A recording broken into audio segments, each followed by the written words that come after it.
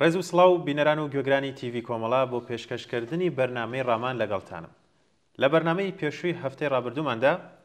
بە کورتی ئاماژەمان بە دروستبوونی حکوومەتی ڕەگەزپەرستی ئیسرائیل و پەیوەندیەکانی لەگەڵ ئامریکا و هەڵوێستی سەرۆکەکانی وڵاتانی عەرەبی و خەباتی گەلی فەڵەستین کرد. ئێستا ئەم بەرنامەیە لەگەڵ هاوڕێ فەریدون بەشی دووەمیەتی واتە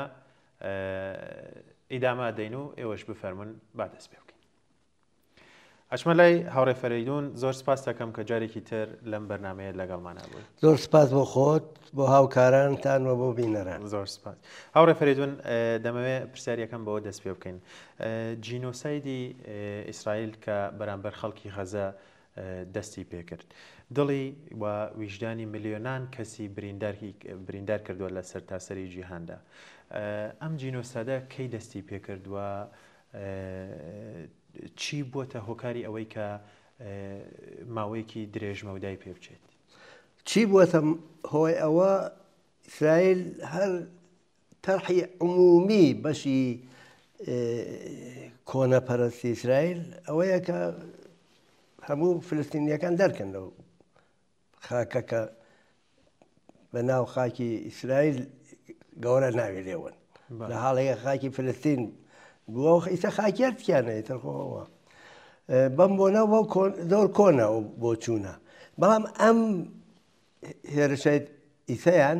ساڵها کاریان لەسەر کردبوو، ماتەڵ بیان کێبوون. غەزە یەک زیندان بووگە، یەک زیندانی پێژن ڕووباز،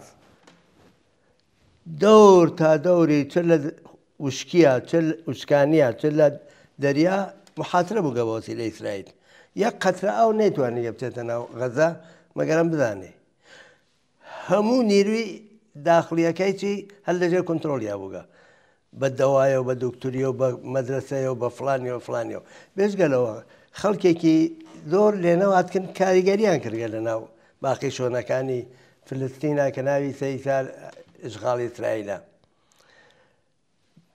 لە ناو ئەم خەڵکە هەژارە زۆرێک کەسیان وەکو جاسوس پەروەردە کردو. بەنابەرین ساڵێک حەماس خۆی ئامادە کردو بۆەوە بڕێتە ناو خاکی ئەوەی کە پێژنیتە ئیسرائیل، لە دیوارێکی عەدیم کە دروستیان کردگە بگذەرێت و بڕێت. دیوارەکەش هەمووی هینە بە دووربین و بە ئەنواع فەناوەرەی کۆنتترۆل شدەیە. بەم بۆنەوە مەحاڵە نەیزانێوێ حەماس هێرشێکە کاتە سەری.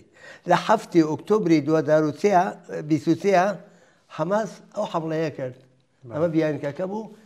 بلا فاصلە حەمڵەیە کرد بە غەزە. ئەو نەسڵکوژیە لێنەوە دەستی پێکردیان. نەسڵکوژیەکەی چی بە پێی تعریفی حقوقی نەتەنیا مورد نظری ئێمە وەکو ئینسان وەکو سۆسیالیست، بەڵکە موردی نظری خودی بورژوازی. تۆ ئەگە بڕی هەموو دەرمانگا و هەموو ئیمکانات پزیشکی لەبەن بۆی ئاو نەدەی بە مردم، بەرق نەدەی بە مردم، مناڵ بکوژی، قەڵاچۆ بکەی، ئەمانە هەموو دوو تعریفی نەسڵکوژیە. وە سازمانی ملەل دەمو دەستگایەکی قەزایی هەیە بەناو دادگای لاها، ئەوە بە ڕەسمیەتی ناسیگە کە ئیسرائیل لە غەزە نەسڵکوژیەکە. مەبەستمەوەیە کە بەنابەرین لە ساڵی 2023 دەستی پێکردووە تا ئەم چەند ڕۆژە کە ئاگربەسێک کراوە و ظاهرەن شەڕوێ ساوە ئێدامێ بووە. بڵێ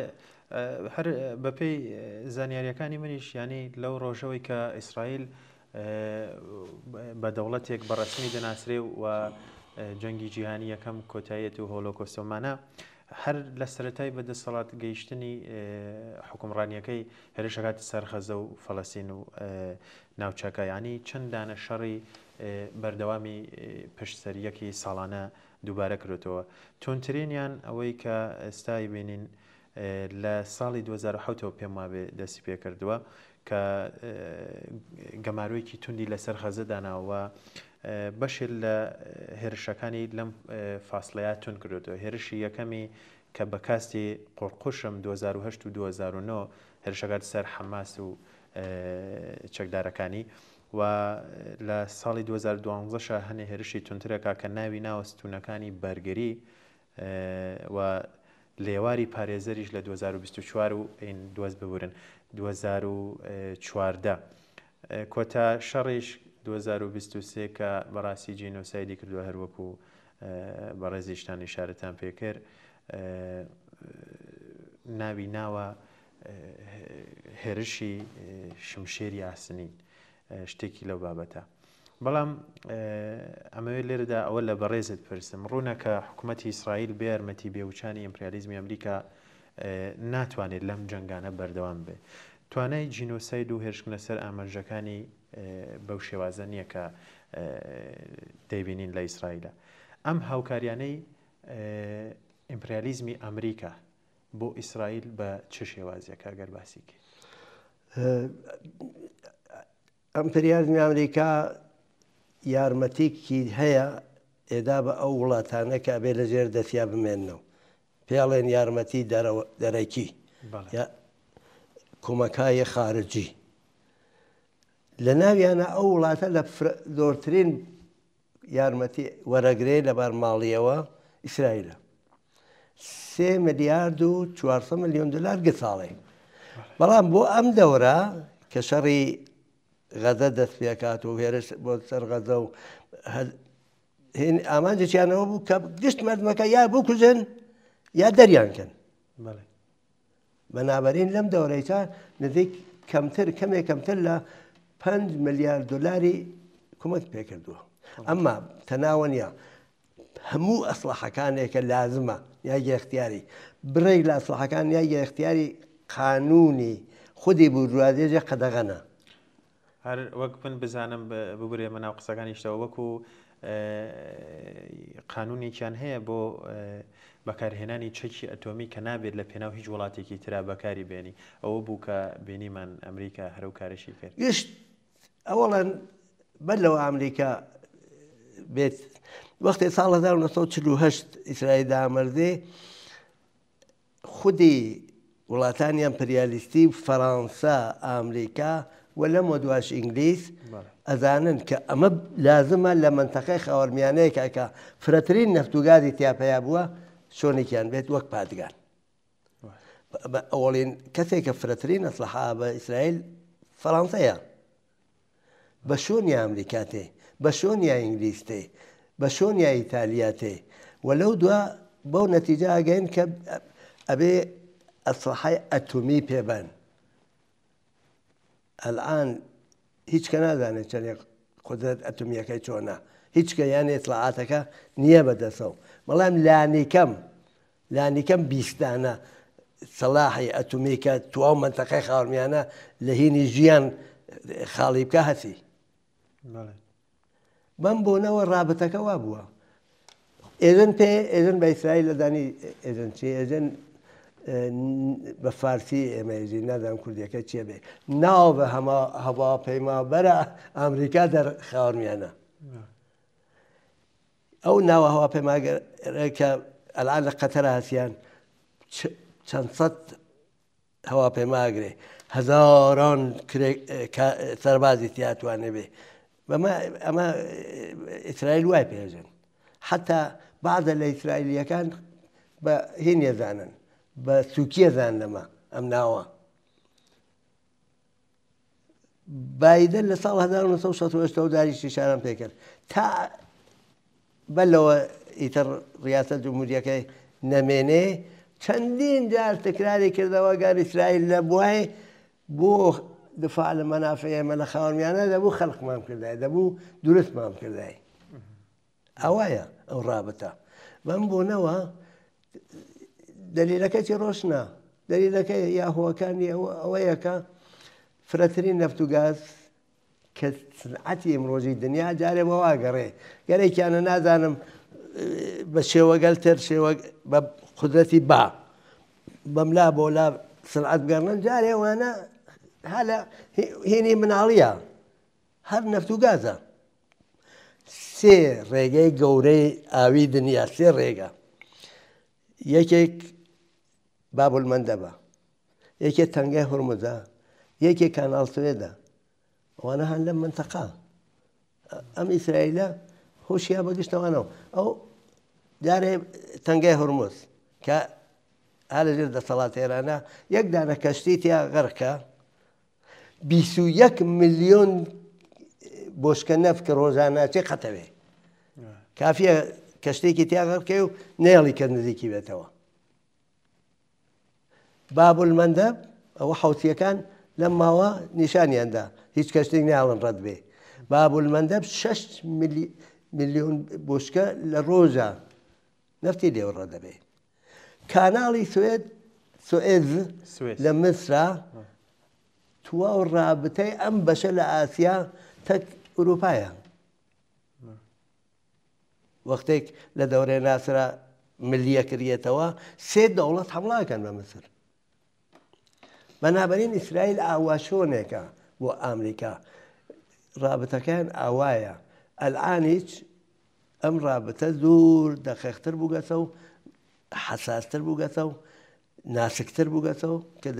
باسیەکەی نەدووە. هەروەیە وەک بەڕێزت دامەزراوە نێونەتەوەیەکان و ئەنجومەنی یاساییشی نەتەوەیە گرتووەکان ئەمانە هیچ قسە و باسێکی وایان نییە لەسەر ئیسرائیل، چون هەروەک بەڕێزت باست کرد بەردەوام ئەم وڵاتانە پشگیریان لە ئیسرائیل کرد و ناتوانن هیچ گومرگێک هیچ حەسارێکی بخەنە سەر. باست لە تەنگی هورمز کرد و لە ئێران کرەمە، ینی ئەو پرسیارە لە بەڕێزت کەم کۆماری ئیسلامی لەم نێوەندەدا چه ڕۆڵێک ئەبینێت؟ وەختە جمهوری ئیسلامیاتە سەرکار ئێوت من شۆڕشەکەم ئەمە حکوومەتی ئیسلامە. ئەم حکوومەتی ئیسلامە ئەگەر بە تەنیا بمێنێتەوە لە بینێوەن، بەنابەرێنە بێ من ئەو منتەقە کە شیعەیاتە پێژن هلالە شیعە ئەبێ ئەمانە لەژێر کۆنتڕۆڵ منە و لەژێر ئۆتۆریتێ منە و لەژێر هژمۆنی منابێ. ئەگەر نا ئێمە لە بینەوەن بم بۆنەوە. هەر لە وەختە و وتی ئەو کەسە کە گەرەی ئێمە لە بین وە ئەمریکایە، لە حاڵێکە ئەمریکا کومەکی کەراتە سەرکار، چون چەپی زدی ئەمریکای قەوی بوو چووە ناوە فازە و منتا ئەو چەپەکان لە زاویە چەپە و لە زدی ئەمپریالیزمەوە ئەو لە زاویە ڕاستەوە. ئەم ئەمریکا کێ لە منتەقە نوێنەریە؟ ئیسرائیلە. بەنابەرین ئەبێ ئیسرائیل لە بەنچێ. بۆمە ئیسرائیل لە بەنچێ ئەبێ لە دەوروەریە هەموو موسڵمانەکان مسەلحکەین. لە لوبنانە حیزبوڵڵا، لە عێراقە هەشت شعبی، لە سووریا خودی دەوڵەتەکە. ئەم حوسیە بۆ سەر باب المەندەب هەموو ئەمانەی عنوان شوعاعی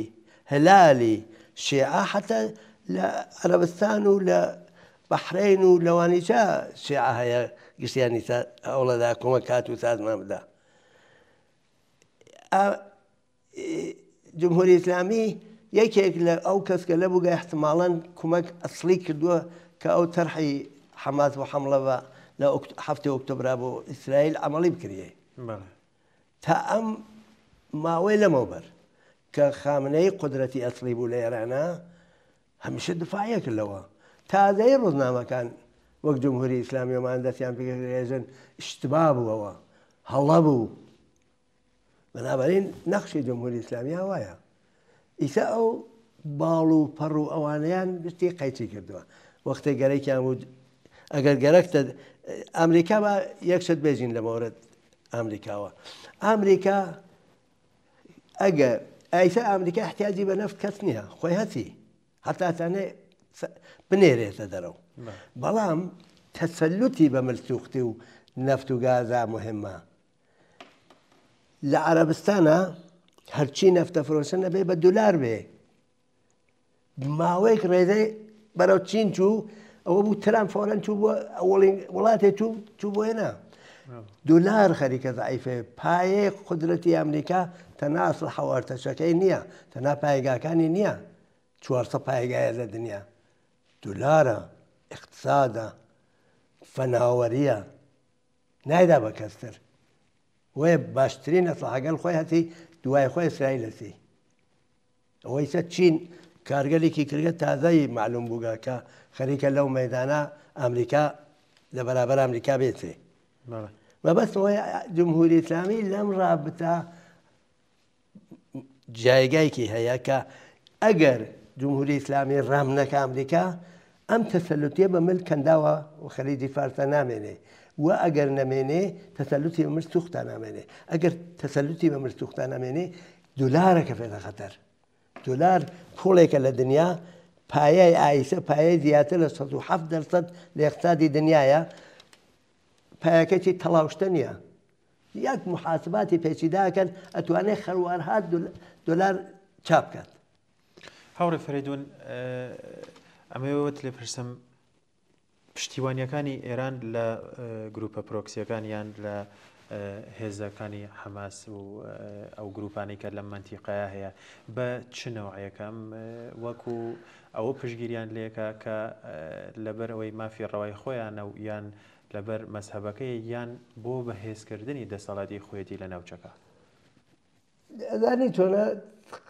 لەوە ئەسڵ ئەوە شتێکی زۆر سادەیە هەر وڵاتێ بۆ قازانجی خۆیان ئێکاوە کارگەلە بەڵام گرەیە خۆن بە یەکەوە قازانجگەلە. حەماس هێزێک بوو کە خودی ئیسرائیل لە بەرابەر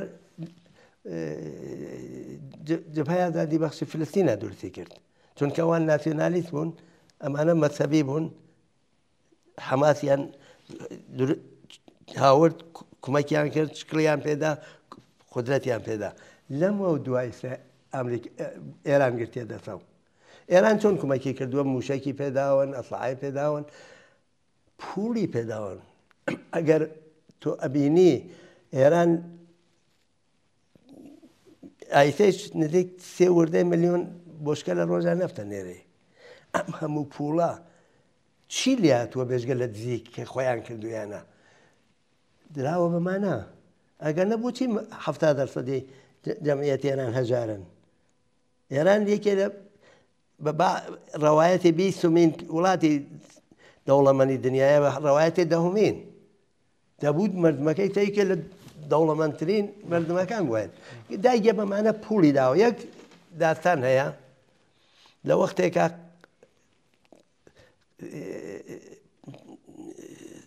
مەسەڵ نادان سێ دانە لە سەرانی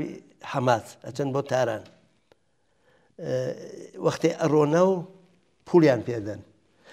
ئەو نە چەمەدانەکانیان پڕاکان هێشتا ئەمێنەیەکەنە گیفانی ژیان ئەوە داستانێکە خۆی لە وەختێکا قاسمیانی زینێک بوو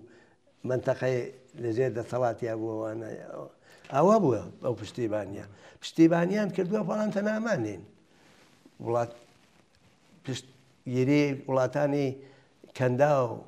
عەرەب مسڵمان فڵان ئەوانە گشتی بووە فرێک ڕێکخراوەگەلێکیان بووگە کە پارەی لە ئوروپا کۆکردگەتەوە لەمەوە دووە هۆڵیاندا بەشکەمانە کارێ بکەن نەتوانن پوڵ بنێرن. زۆر باشە ئەمەوێ ئەوەت لێ پرسم خەباتەکان دژی ئەم جینۆسایدە چۆن چۆنی بووە لە جیهاندا با بڵێن ئەگەر شیکنەوەیکی بووە تازەی بەهێز بووە بەڵام بەڕاستی بە ئەنازەی کافی بەهێز نەبوو تۆ تواشایکە گەر بێرین ئەمە بەراوردکەین تەک پشتیبانێکە کە خەڵکی دنیا کردیان لە خەڵکی ڤیەتنام لە وەختێکە ئەمریکا خەریک بوو لەوێ کوشتاریە کرد و جەنایەتیە کردووەمانە تەکەوا مقایسە بکەی ضعیف بوو ئەمما ماوەی کە قەوی بووگەسە و کێگەل کۆمەکەکان بەشێکی مسڵمانەکانن بەشێکی سۆسیالیستەکانن بنیامگەل ئازادی خواز و ئەمانە بەم شکلگەلە مشەخەستر ئەگەر باسیکەین کرێکاران تازەی ئەوە ساڵ وردەیکە کرێکارانی کە ئێمە پیانیژین بارەنداز نازام کوردیەکەی لێرە چی پێ بڵێن ئەوانەیە کە لە هەندە کەنار دەریا هینەخەنە ناو کەشتی و خاڵیەکەن و پڕیەکەنەوە و ئەوانە ئیتر هی ئەسلحە و مەوادی بەکار شەڕ بێت هەرچێ بۆ ئیسرائیل نانێرن بەریەکدن کارخانەکان نییە کە ئەسلحە دروستەکەن ئێنێرن بگاتاوێ ئیتە ناڵن سوار کەشتیەکان بێ نە هەموو شۆن هێشتا وەێ فرەچۆن ئەوە یەکێ لە شکڵە مبارزەکانە کە کرێکارانی ئەم دەورووەر ئاوە کە باڕەندازیان دێمە پێژین کەشتی پڕەکەن کشتی خاڵیەکەن ئەوە یەکێکی زۆرێک لە سوسیالیستوی کۆمۆنیستەکانی ئەمریکا ئەچنە بەر کارخانەی ئەسلحەکان ناو ماشینەکان لێنەوە ڕەت مەوادەکان بوون یەکێکی تواو هینەکانی دانیشگاکانی ئەمریکا کەمپیان لێدا لە ناو خودی دانیشگاکانە لە ئاڵمانە هات نەخیاوان لە ئینگلیس هات نەخیاوان لە فەڕەنسا هات نەخیاوان بەڵام بە تواو هێزیانەوە دەوڵەتەکان بە عنوانەوە کە ئێوە خەریکن لە دژی یەهودی شەڕەکەن ئەمان لە دژی یەهودی نەوگن لە دژی جێنۆسایدی ئیسرائیل بووگن لە غەزا ڕەبتی بە یەهودی نییە زۆرێک یەهودیە سەر مخالفی ئیسرائیلە بۆ ئەو جەنۆساید و نەسڵ کوژیە بەڵام ئەوانیانە گشتی پلیسیان نارد دەستگیریانیان کرد یەکێ لە مشکلات لە ئوروپاوەسە جەریمەتەکەن ناڵن ژیانەکە بگذرێ جەریمەتەکەن پوڵەکە لێسێنن ناتوانانی پوڵ بەرق بێ ئەو بێ ناوتانی کرێماڵ بێ ئەگەر ماڵت بەکرێ گرتووە ئاوا دەکەن و ئەمانە ئەوانیانە کردووە لەان لە ئەمریکا ئەو هەموو دانیشگا هەموو بیان بێدەنگ کردووە ناڵن حتا دانیشگاگە لە ئەمریکا تایبەتمەندێکیان هەست کە هەموویان سوپەر ملیاردەرەکان و ملیاردەرەکان و ئەوانە کومەکیان ناکەن ئەگەر دانیشتوەکانیان کۆنتڕۆل نەکردای خودی دانیشگاکە پوڵەکە قەتەکەن زۆر سیستمێکی وحشەتناک لە دژی ئەم بزوتنەوە بەڵام بزوتنەوە ئیسە گەشەی کرد هەر ئەم تەرحی خودی ترامپە نەتیجە و مقاومەتەسا و هەم لە ناو دەریاکانەوە تۆنبەرگ ئەو جوانەکەی قارەمانی محیط زیستی سوێدی هەمیشە یەکێ لە سازماندەرانیەوە بووگە بە کەشتیاتکن بەرەو غەزا لە پاڵ دەریای مەدیتەرانایتر بۆەوە ئەو محاسرە ئیسرائیل خستیە سەر غەزا بشکێنن ئاخرین جار ماوەی لە موبەر هاتن 50 کەشتی بەڵام ئیسرائیل حمڵە پێکردن و گرتیانی و ئەمانە ئاوایە شەڕەکە هاوڕێ فرەیدون هاوڕێ وریا ترامپ بەر لە جەنگەکە پرۆژێکی 20 خاڵی خستە بڵێن قسە و باس و جێکردنی خۆیەوە بۆ فەڵەستینیەکان چه ئامانجێکی هەبوو لەم 20 خاڵە کە دەیویست بیسەپێنێ و بەچی گەیشت یان تقریبا 2 ساڵ دوای ئەم بڕیارە ئەم جەنگە دەسی پێکرد قسە و باسی تۆ چیە لەم بارە ئەمپریالیزمی ئەمریکا ڕەقیبی ئەسلی خۆی بە چی نەزانێ چین لەو دووە ڕووسیە بەم بۆنەوە چین پایەیە هەموو ئەم وڵاتانە ئابووری نییە ئەبێ بزانێ ئەم ئابووریە وەزەی چۆنە قەویترین ئابووری ئەمریکایە ئیسەیج بەڵام هەر لە دڵ خۆیان خەریکە لاوازە بێ چین ئابووریەکەی دووەمە بەڵام لە دڵ خۆیان هەر خەریکە بەهێزە بێ یعنی تواشای ئەم باڵانسە بکە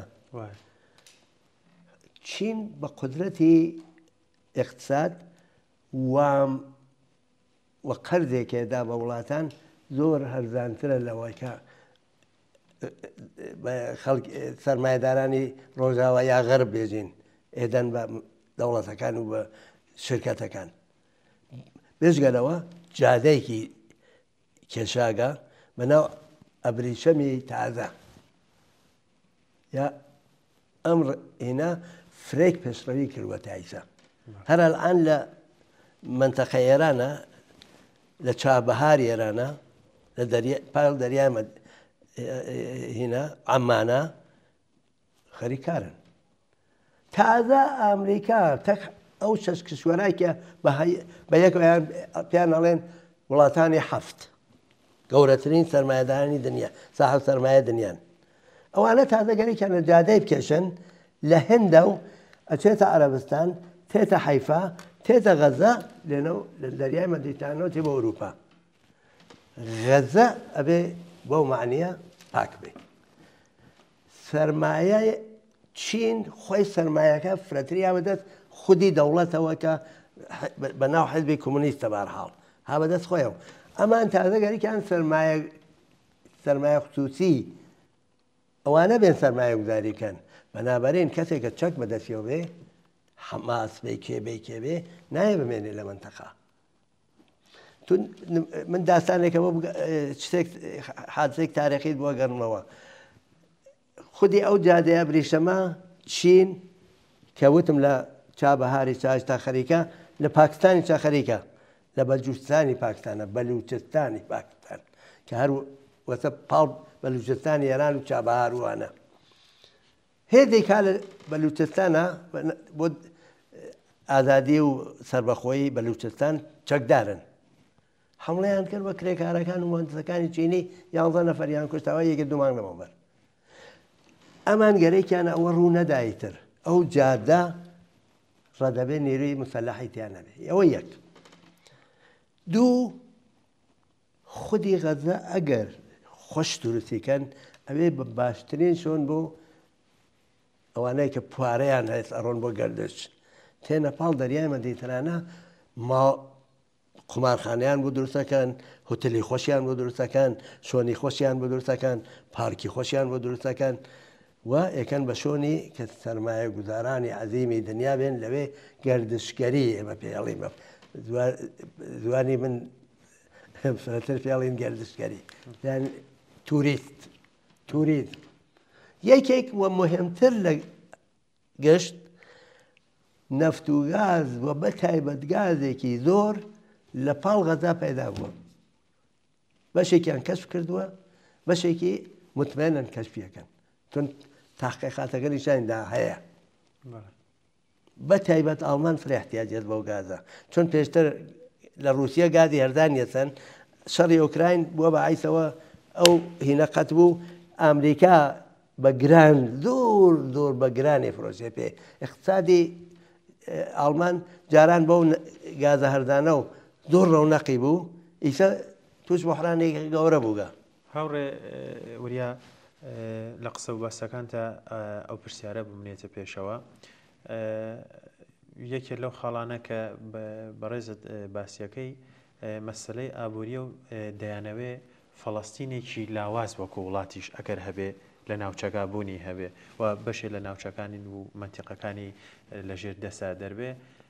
مەسلەی ئەو ئابووریە و ڕێگای ئاوریشمە ئەمە نابێتە ئەوەی کە بڵێن ئەگەری هەیە پەلبە هاوێژێ بۆ منتیقەکانی تر و ناوچەکانی ترکە لەو ڕێگایە قسەیەتیان هەیە قسەیەتیان پێ خۆیان پێڵێن ڕۆژهەڵاتی گەورە خاوەنیانەیە بزرگ ئەبێ لوبنان بۆیە حەزبوڵڵا گەرێکیانە بە کولی لەبینی بوون ئەبێ لوبنان ئەبێ سووریا ئەبێ ئێران چونکەندا و ها لەژێر دەسەڵاتیان نایتە ئەوانی چە هەموو مسر هەموو ئەمانە بێ لەو تەرحا لە پاڵ دەڕووی چەکداری و لاواز بکرێن نەتەنها چەکداری وابەستگی ئابووری و اقتصادیان بێ بە ئەمریکا چین خەریکە لە نەگەلات نفوذ پیاکە پێش بۆ نفوذە بگیرێ ئەوەسە مەسەلەکە زۆر تەرحەکە گەورەترە بۆ فلستینیش قەرار لە بۆ وەسم فلستین بمێنێ لە تەرحیانە بۆیە گەرەێکیان و تایسە ئامار هەیە کە 670,000 نەفەر خەڵکی غەزە کە 20,000 مناڵن کوژراون بەڵام ئەوە ئامار کە هەیە چەندێک جەنازە لەژێر دیوارەکانەما زۆر زیاترە یەکێک لە مەقاماتی خودی ئیسرائیل وتیە 200,000 نەفەرمان کوشتووە لە زیندانەکانی ئیسرائیل شە پێما بێت ئەگەر هەڵە نەبم نزیک 20,000 کەس لە فەڵەستینی هەیە کە دەستیان بەسەر گیراون لە زیندانە ئەرێ باشە تۆ زیندانی قەیناکە ئەگەر خاکەکە و بەدەستەوە بێ ئەمان گەریکیان لە خاکەکەی تۆ بەدەستەوە ناوی فلستین نەمێنێ ئەمان تەرحیان خۆەوە تەرامداویە لەجێ فشاری ئەو مبارەزە کە خەڵکی دنیا کردویانە مقاومەتێکە مردمی غەزە بە خوێنی خۆیان کردیانە ناچاربوونەوە بێرن نەگەریکیان بوو بە کولیە و خەڵکە یا بکوژن یا دەریان کەن بۆ سەحرای سینا یا بڕۆن بۆ ئوردون مەسەلەی ئاگربەستەکە بەڕای بەڕێزت چەند جامێکە بێ ئەزانی چۆنە ترامپ تەرحێکی بیسمادەی داوە ئەو تەرحە بیسمادەیە لەجێر ئەو فشارای کەوتم مبارزەی خەڵکی دنیا دای سەپان بەسەریانە ئەنە وتمەوان گەرەیکیان ئەوسەن فلستین بمێنێ ئەو تەرحە چییە؟ ئەو ئاتەش بەسە بەو تەرحە کراوەی تر ئەو ئاگر بەسە لەسەر ئەو تەرحە دانراوە غەزە وتم زیندانێ بوو دەور تا دەوری لە اختیار ئیسرائیلا بوو قەسرە ئاوێکی چێ نەهێشت ئەوە دەوا زەردی فڵان بێتە ناو غەزە مەگەر بە ئیجازەی خۆی زیندان بووی تر ئەم تەرحە ناجێ غەزە زیندان بووگا کەنەهو قسەی چۆنێکی زۆر ئازاد و ئەوانەکە ئێژەی غەزا بێ وا لێ بکەن ئفراتیگەری و ترۆریزمی تیان نەبێ بە مقاومەتی مردمی فلستین ێژەی ترۆریزم حەماس هێزێکی ئرتجاعیە بەڵام لە زاویەکی ئرتجاعیەوە دفاع لە مردمی فلستینەکە و تەرۆریست نییە خەریکە دفاع لەو مردماکە دفاع لە ئەوواکە ئیسرائیل گەرەێکێ بە کولەی مەحفیکاتەوە تەرۆریست نییە بە ئەومانە بەڵام وێژێ پێ تەرۆریست ئەوەڵین بەندەکەی ئەوەیە ئەم بیسبەندە هەمووی بە قازانجی ئیسرائیلە بێژگە لە یەک بەندی بە ئەو بەندیچە بەندی نۆزدەیە باسی ئەوواکە ئەگەر ئەو نۆزدە بەندە بچێتە بەرەو ڕێگە خۆشەوێ داسە تازە ڕێگە خۆشەوێ بۆ ئەوە قسەی دەوڵەتی فلستین ئەگە تازە ڕێگە خۆشەوێ یەک تەرحی ئەمپریالیستیە یەک تەرحێکەکە با من یاداوەری بکەم لە دەورەی قەرنی هەژدە و نۆزدە و حەڤۆوانە وڵاتانێک قەوی بوون وەک ئینگلیس ئەمانە وڵاتانی تریانێکی خستە ژێر دەسەڵات خۆیان وەکو هندوستانی عەزیم ئەوە ئێستەعماری پێژینێمە ئەمانیشە پیانەژیر ئێستەعمارگەر لەو دەورە خودی دەوڵەتەکان هندوستان و ئافریقا و ئەمانیان ئێدارا کرد خودی دەوڵەتەکان دوای جەنگی دووەم جەهانی بە پشتیبانی لەژێر هەتا بەل جەنگی دووەم جەهانی لەژێر نفوزی انقلابی کەبیری ئۆکتۆبرە بۆ چوونی ئازادی خوازانە لە وڵاتانە سەری هەڵدا و لە دوای جەنگی دووەم جەهانیە ئەمەڵی کرا ئەم جارە چیان کرد ئەم جارە دەوڵەتەکان هاتنە دەرەوە ئیستعمارگەرەکان کەسێکە سەرسپۆردای ئەوان بوو دایانە دەوڵەتێکە گوێڕایەڵی ئەمان بوو دایانە بەو یاکە ێژن ئیستعماری کۆن بەمێژن ئیستعماری تازە ئەو تەرحای ترامپ ئیستعماری کۆنە چۆن غەزە لەژێر دەسەڵاتی فلستینیەکان نامێنێ هەیئەتێ دروستە بێ ژمارەی فلستینی سەر بە غەرب سەر بەوان بە خۆیان هاتیە وەلێ فلستین نییە فلستینین ژمارەیەک تر یاتیا ئەسڵ فلستینی وەمان نین ئەمریکایین ئینگلیسین فڵان فڵانن ڕەهبەرەکەیان ترامپە نەفەری دوومیان یەکێک لە جنایەتکارترین کەسگەل دنیایانی تۆنی بلێر نەخۆت وەزیری پێشووی ئینگلیسە کە لە دەورەیەکە وتی سەدام حوسێن هەم ارتباطی هەستە ئەلقاعیدا هەم ئەسلحەی ئەتۆمی هەست بە درۆ هەر بەوە بۆ نێچە ساڵ 2003 حملەیان کرد بە عێراق من خۆ تەرەفدار سەدام حوسێن نیم بەڵکە ئەنفالی کوردستانی کردووە کرێکاری تەسلیمی سەرمایەدار کردووە بیچەوتێنێتەوەوانە مخالفی سەدام حوسێن بەڵام سەدام حوسێنە کریاوە وەسیلەی مەردم بڕۆخێ ئەمانە ئاوردیان ڕۆخانیانەوە عێراقا دوا کەفتکی و هینیانە جێهێشکە بەو هەموو سەروەتە عەزیمەی نەفتەوە مەبەستمەوەیە ئەم تەرحەیە کە ئاگربەتی سێ لەسەر دامەدراوە تەرحێکی حتا ئستعمارگەرانێ تازە نییە کۆن ترامپ ئەبێ بە ڕەهبەری غەزە ئەبێ بە هەمەکارەی غەزە ترامپ هیچ کییە لە ناو وڵاتی خۆیان تەرەفداری ئەسڵەن خۆی ملیاردەرە تەرەفداری ملیاردەرەکانە شرکەتە گەورەکانە دەسەڵاتی کرێکار هەر ڕۆژ کەمتر بکاتەوە حەقنەتی کرێکار کەمتر بکاتەوە بیمەی کرێکار ڕۆژ بە ڕۆژ کەمتر کاتەوە دەورەی کە ئەمریکا ئەسڵەن پەنابەر دروستی کرد بەڵام ئیسا بەبوونەوە بۆ حرانە و کە ئابوووریەکە هەتی احتیاجی بەم نیروەکارە نییە گەرێکی هەمووی دەرکە الآن یەکێ لە جەنایەتکارانەترین تەڕەکانیان حملە بە ئەو کەسکە لەسەکە هاتکن لە ئەمریکا ساڵها کارەکەن ئێمە پیان نێڵنی کارەگەری مهاجر ئەمە ترامپە هاتکە ئێژێ من تەرەفدار سۆڵحم بەڵام بە قودرەتێکم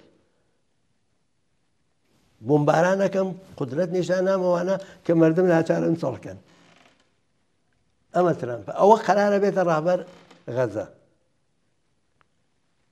بەنابەرین چشمەندازێک بۆ ئەو تەرحە بۆ ئەو ئاتەشبەسە نییە بە بۆنەوە عەداڵەت بۆ مردمی فلەستین نییە حقوق بۆ مردمی فلەستین نییە سەربەخۆیی بۆ مردمی فلەستین نییە هیچ کامی ئەوە هیچ کە ێژێ لە بەندی نۆزەکە ێژێ تازە بەش کە ڕێگە خۆش بێ قسەی دەوڵەتی فلەستین کەین دەوڵەتی فلەستین جێگە نەماگە حتا جوغرافیایی ئەو نە شەهرەکسادی کردووە و دەوڵەتی ئیسرائیل کە شۆنێکی وەها کە دەوڵەتێکی تیا دروستکەی نەماوە تازە دەوڵەتێکی دروستکەی ڕێتە ژێر دەسەڵاتی ئیسرائیل ئێمە تەرەفدار فێدراسیۆنی دموکراتیکی ئیسرائیل و فلەستینین بەیەکەوە هەوڕێ وریە لە کۆتا پرسیار مامەوەت لێ پرسم وەکو چەپێک وەکو چەپێکی کۆمۆنیست دەبێت ئێمە چۆن لە وڵاتانە بڕوانین بەگشتی ڕۆژاوە و ئەوروپا و ئەمریکا و ئیسرائیل و بەشێ لە وڵاتانە ئەزانی چۆنە لە دنیا گرایشێک هەیە لە بەرابەر ئەم چۆچانە و زەڵم و زۆرە کەەوە گرایش سۆسیالیستیە ئێمە بێ بەشێ لەوەین ئەبێ هەر تاتوانین ئەوە بەهێزکەین مشکڵی فلەستین لە ناو خۆیان حەل نابێ مەبەست دەوەیە کارێک بکەین کە تەواوی خەڵکانی ئازادی خواز لە دنیا دژی ئەم نەعەدالەتیانە بۆ خەریکنەوە کاراکەن لەڵان چونکە وڵاتانەی تر جێگایەوە نەماون کە بڵێن قسە و باسەکانیان هیچ نا من مەبەستمەوەی هەر ئەڵان خەریکنەوە کاراکەن لە هەر شوێنێک هەر ڕەفیەکان ئێمە دە هەر شوێنێک تەظاهراتێک ئەکریێ خۆپیشاندانێک ئەکریێ بە قازانجی فلەستین ڕەفیەکان ئێمە بەشدارن لە هەر کوێنێ هێزێک هەست پشتیبانی لە فلەستینەکە پەیوەندیان تەکاگرن ئەوە نەتەنە ئێمە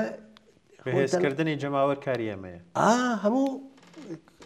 کۆمۆنیستەکان سۆسیالیستەکان خەریکەوە نەڵبەت لە زاویەی دەسڕاتی بوونیچەوە موسڵمانەکان خەریکەرەوە کارن هەروەک چۆن لە فلەستینە ئێمام هێزی چەپمان بووە نایب حەوات مەهامان بووە ئەوانمانە بووە هەم دەسڕاتیەکانمان بووە دەسڕاتیەکانیان وا زاڵ کرد بە مل چەپەکانە چەپەکان ناویان نەماوە ئەوە لە دنیا ئیسە هەر دەسڕاتیەکان ئەوانەیەکی بژێن ڕاستی ئەفراتی ئەوانە هەر خەریکن بە هێزە بن لە دەوڵەتەکانە ئەم جەریان ئێمە لە ژێرە و خەریکە بەڵام جەریان ئێمە کەم دیارە بە بۆن چییە و بۆنەوە تەواو ڕەسانەکان تواو تەلەڤیزیۆن ڕادیۆ مەجەلە ڕۆژنامە ئەکسەرەن ئامەدەست ملیاردەرەکان سوپەر ملیاردەرەکانەوە ساحەوەکانی ئەوانن ناڵم دەنگ ئێمە دیار بێخۆ ئێمە زۆر هەوڵە دەین زۆر لە بەردەوامیش بین ئەبێ بەردەوام هاوڕێ وریا بە بۆنەی نەمانی کاتی بەنامەکەمان کاتێکی وام نەماوە و پرسیارێکی واشم نەماوە ئەگەر بەڕێزت لە چەند دقیقا قسەیەکت هەیە توانی فەرمیت و بەنامەکەمان تەواو قسەم هەرەوەنەیە هاودەردی ئەبێ بنیام کات لە تەک مردمی فلەستینە مردمی فلەستین بەشێکی ناچار لە حەماس دفاعکەن وەلێ ئەکسەریەتی دفاع لە حەماس ناکەن. حەماس ئەلعان نفوذێکی لە ناو مەردمی فلەستینا کەمتریشە بووگەتەوە چۆن ئیتە متەوەجێ بووگنەوە حرەکەتی ئیجتیما بووگە. بەنابەرین من حتا تەک ئەو کەسا کە ناچارە چەکی حەماسی هەرگرێ هەودەر یەکەم چاری نەبووە. ئێمە زەعیفین ئەبێ ئەم لامان لەبیر نەچێ ئەگەر ئێمە وەک کۆمۆنیستەکان و سۆسیالیستەکان قەوی بووین لە منتەقا لە فەلەستین چاقەویە بووین لە ئیسرائیل چاقەبووین لەبیرمان نەچێ سۆسیالیزمی ئێمە کۆمۆنیزمی ئێمە ڕاهبەرەکانی لە وەختی خۆیان زۆرتر یەهودی بووگن جۆ بووگن موسایی بووگن بە قەڵ ئێمە سنەی لەمۆ دوام سایۆنیستە دەسڕاتیگە لە زاڵە بن. بەنابەرین من تەرەفدار